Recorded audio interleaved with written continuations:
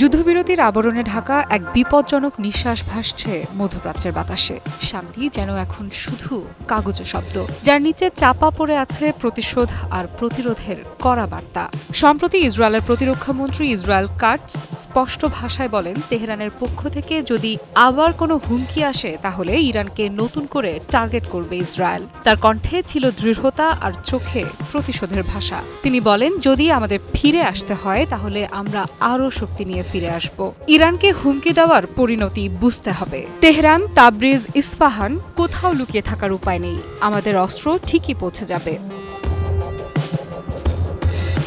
এই মন্তব্য শুধু বক্তৃতা নয়, বরং যুদ্ধবিরতির ছায়াতলে থাকা নতুন সংঘাতের ধ্বনি। কারণ জুনেই 12 দিনের ভয়াবহ সংঘাতে জড়িয়ে পড়ে ইরান ও ইসরায়েল। সেই যুদ্ধে আঞ্চলিক নিরাপত্তা ব্যবস্থার ভিত্তি যেন কেঁপে ওঠে।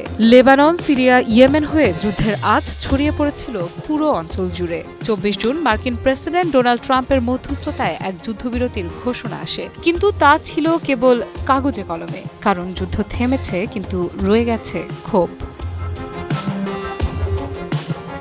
মূল সংঘাতের কেন্দ্রবিন্দু ছিল ইরানের পারমাণবিক কর্মসূচি। ইসরায়েল বারবার দাবি করেছে তেহরান গোপনে পারমাণবিক অস্ত্র তৈরির চেষ্টা করছে। সেই অভিযোগের ভিত্তিতে ইসরায়েল হামলা চালায় ইরানের বেশ কয়েকটি পারমাণবিক স্থাপনা ও ক্ষেপণাস্ত্র উৎপাদন কেন্দ্রে। যদিও ইরান বারবার বলেছে তারা শান্তিপূর্ণ উদ্দেশ্যে পারমাণবিক প্রযুক্তি ব্যবহার করছে, অস্ত্র তৈরি তাদের উদ্দেশ্য নয়। কিন্তু ইসরায়েল তা মানতে নারাজ।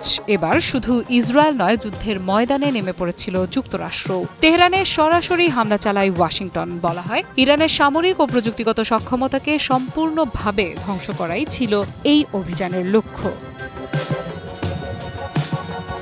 কিন্তু প্রশ্ন হলো, এত সব হামলা, এত সব চাপের মাঝে তেহরান কি নত হবে? না, ইতিহাস বলে ইরান মাথা নত করার জাতি নয়, বরং এই চাপকে কেন্দ্র করে দেশটি আরও শক্তিশালী সামরিক প্রতিরোধ গড়ে তুলেছে।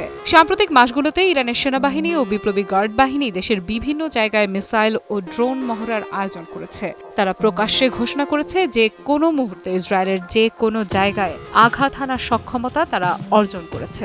বিশ্লেষকদের মতে এই হুমকি ও পাল্টা হুমকির খেলায় শুধু ইরান ও ইসরায়েল নয়, আটকে আছে পুরো অঞ্চলের নিরাপত্তা, বিশ্ব শান্তির ভবিষ্যৎ। ট্রাম্পের নেতৃত্বে আপাতদৃষ্টিতে শান্তি আসলেও ইসরায়েলের সাম্প্রতিক বক্তব্য প্রমাণ করে এই শান্তি টেকসই নয়, বরং এটি ছিল একটি কৌশলগত বিরতি। আর এবার যদি যুদ্ধ ফের শুরু হয় তাহলে তা হয়তো আগের চেয়ে অনেক বেশি ভয়াবহ হবে। কারণ এবার দুই পক্ষই প্রস্তুত এবং তারা জানে এটি শুধু অস্তিত্বের লড়াই নয়, এটা ভূ রাজনীতির নিয়ন্ত্রণের চাবিকাঠি।